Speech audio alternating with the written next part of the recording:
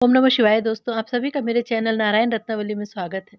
दोस्तों, आज की इस वीडियो में मैं आपको बताने जा रही हूँ वैशाख महीने की कृष्ण पक्ष की एकादशी वरुथनी एकादशी के बारे में। उसके पूजा मुहूर्त, पूजा सामग्री, पूजा कैसे करें, कौन-कौन से शुभ योग बन रहे हैं, इस एकादशी का महत्व क्या है और इस एकादशी व्रत की कथा और भगवान विष्णु के 108 नामों का जाप। दोस्तों, कृपया कर मेरी वीडियो को लाइक करें और चैनल को सब्सक्राइब करें। बैसाख माह धार्मिक दृष्टि से बहुत ही खास माना जाता है। बैसाख महीने की कृष्ण पक्ष की एकादशी को ही वरुथनी एकादशी कहा जाता है। हिंदू धर्म में एकादशी का महत्वपूर्ण स्थान है। इस दिन भगवान विष्णु के साथ साथ माता लक्ष्मी और माँ तुलसी जी की भी पूजा की जाती है। ऐसा कहा जाता है कि एक मन स्वर्ण दान करने से जो फल मिलता है, वही फल वरुथनी एकादशी करने का भी मिलता है। इस एकादशी व्रत को सुख और सौभाग्य का प्रतीक माना जाता है। इस व्रत में भगवान विष्णु के वाराह अवतार की पूजा की जाती है। आइए सबसे पहले जानते हैं एकादशी तिथि कब मनाई जाएगी, 3 मई को या 4 मई को। इस वर्ष यह एकादशी तिथि 4 मई दिन शनिवार 2024 को मनाई जाएगी। वैदिक पंचांग के अनुसार एकादशी तिथि का आरंभ 3 मई शुक्रवार की रात्रि 11:23 से होगा, लेकिन उदया तिथि होने के कारण यह व्रत 4 मई को ही रखा जाएगा। वरुथनी एकादशी का पारण 5 मई को सुबह 5:36 से 8:16 तक रहेगा। वरुथनी एकादशी के दिन कई शुभ योग बन रहे हैं, जिसके कारण इस दिन का महत्व और भी ज्यादा बढ़ जाता है। हिंदू पंचांग के अनुसार वरुथनी एकादशी के दिन त्रिपुष्कर योग, इंद्र योग और वैधृति योग बन रहे हैं। ज्योतिष शास्त्र में इन योगों को बेहद शुभ माना गया है। त्रिपुष्कर और इंद्र योग में पूजा पाठ करने से दोगुना फल मिलता है।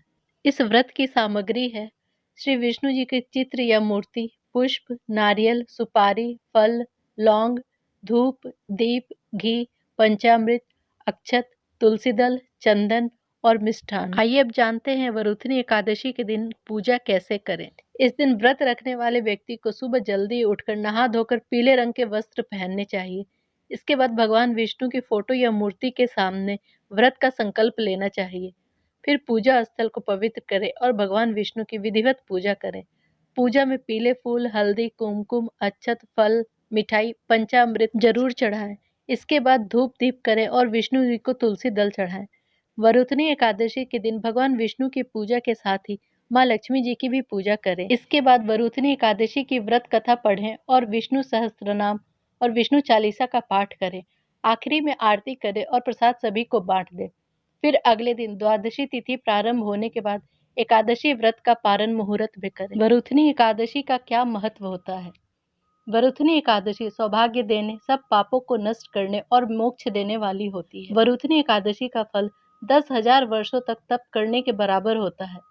कुरुक्षेत्र में सूर्य ग्रहण के समय एक मन स्वर्ण दान करने से जो फल मिलता है, वही फल वरुथनी एकादशी के व्रत करने से मिलता है। वरुथनी एकादशी के व्रत को करने से मनुष्य इस लोक में सुख भोग कर परलोक में स्वर्ग को प्राप्त होता है। शास्त्रों में अन्नदान और कन्यादान को सबसे बड़ा माना गया है। वरुथनी एकादशी के व्रत से अन्नदान और कन्यादान दोनों के बराबर ही फल मिलते हैं। इस व्रत के महात्म्य को पढ़ने से 1000 गोदान का फल मिलता है। इसका फल गंगा स्नान के फल से भी ज्यादा बढ़कर है। आइए दोस्तों, वरुथनी एकादशी व्रत की कथा सुनते हैं। धर्मराज युधिष्ठिर बोले, हे भगवान, वैशाख मास के कृष्ण पक्ष की एकादशी का क्या नाम है, उसकी विधि क्या है, उसके करने से क्या फल मिलता है, आप मुझसे विस्तार पूर्वक कहिए। मैं आपको नमस्कार करता हूँ। श्री कृष्ण कहने लगे, हे राजेश्वर, इस एकादशी का नाम वरुथनी है। यह सौभाग्य देने वाली, सब पापों को नष्ट करने वाली और अंत में मोक्ष देने वाली है। मैं तुमको इसकी एक कथा सुनाता हूँ, सुनो। प्राचीन काल की बात है। नर्मदा नदी के तट पर मंधाता नामक एक राजा राज्य करता था।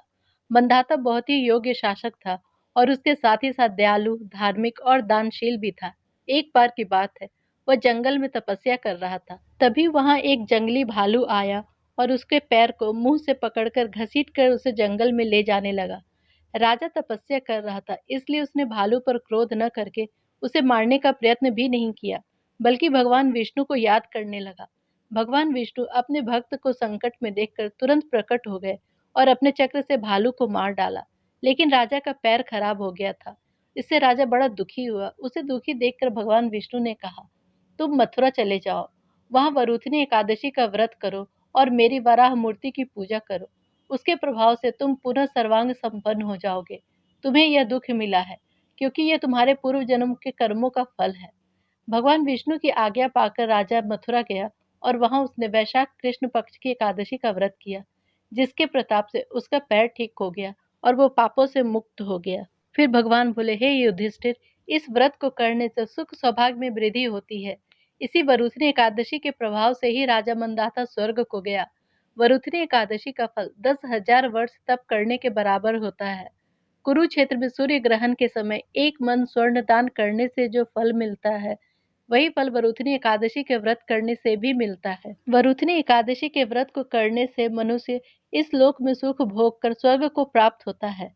शास्त्रों में कहा गया है कि हाथी का दान घोड़े के दान से श्रेष्ठ है। हाथी के दान से भूमि दान, भूमि के दान से तिलों का दान, तिलों के दान से स्वर्ण का दान और स्वर्ण के दान से अन्न का दान श्रेष्ठ माना गया है।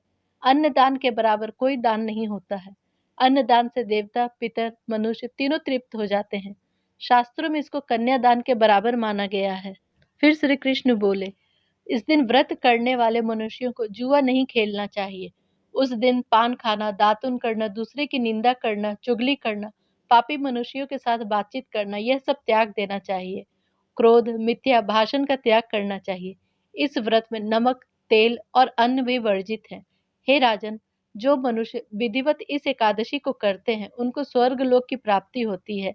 अतः मनुष्यों को पापों से डरना चाहिए। इस व्रत के महात्म्य को पढ़ने से 1,000 गोदान का फल मिलता है।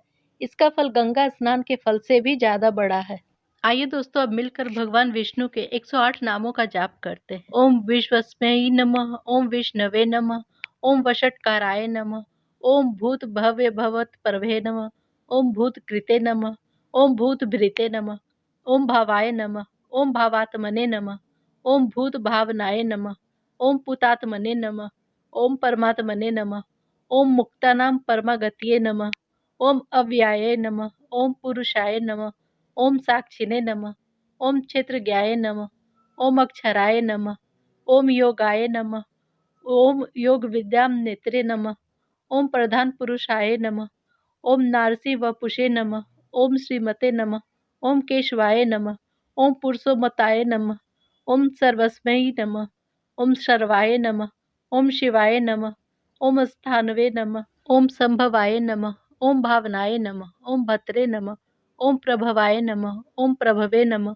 ओम ईश्वराय नमः, ओम स्वयंभुवे नमः, ओम संभवे नमः, ओम आदित्याय नमः, ओम पुष्कराक्षाय नमः, ओम महास्वनाय नमः, ओम अनादि निधनाय नमः, ओम धात्रे नमः, ओम विधात्रे नमः, ओम धातुरुतमाय नमः, ओम अप्रमेयाय नमः, ओम ऋषिकेशाय नमः, ओम पद्मनाभाय नमः, ओम अमर प्रभवे नमः, ओम विश्वकर्मणे नमः, ओम मनवे नमः, ओम त्वष्ट्रे नमः, ओम अस्तविष्ठाय नमः, ओम अस्तविरोधुर्वाय नमः, ओम अग्रहाय नमः, ओम शाश्वताय नमः, ओम कृष्णाय नमः, ओम रोहिताक्षाय नमः, ओम प्रतदर्णाय नमः, ओम प्रभुताय नमः, ओम त्रिकुब्धामने नमः, ओम पवित्राय नमः, ओम मंगलपराय नमः, ओम ईशनाय नमः, ओम प्राणदाय नमः, ओम प्राणाय नमः, ओम ज्येष्ठाय नमः, ओम श्रेष्ठाय नमः, ओम प्रजापतये नमः, ओम हिरण्यगर्भाय नमः, ओम भूगर्भाय नमः, ओम माधवाय नमः, ओम मधुसूदनाय नमः, ओम ईश्वराय नमः, ओम विक्रमिने नमः, ओम धन्विने नमः, ओम मेधाविने नमः, ओम विक्रमाय नमः, ओम क्रमाय नमः, ओम अनुत्तमाय नमः, ओम दुराधर्षाय नमः, ओम कृतज्ञाय नमः, ओम कृत्ये नमः, ओम आत्मवते नमः, ओम सुरेशाय नमः, ओम शरणाय नमः, ओम शर्मणे नमः, ओम विश्वरेतसे नमः, ओम अह्ये नमः, ओम प्रजाभवाय नमः, ओम संवत्सराय नमः, ओम व्यालाय नमः, ओम प्रत्याय नमः, ओम सर्वदर्शनाय नमः, ओम अजाय नमः, ओम सर्वेश्वराय नमः, ओम सिद्धाय नमः, ओम सिद्धिये नमः, ओम सर्वादये नमः, ओम अच्युताय नमः, ओम वृषाकपये नमः, ओम अमेत्यात्मने नमः, ओम वसवे नमः, ओम वसुमनसे नमः, ओम सत्याय नमः, ओम समन्विताय नमः,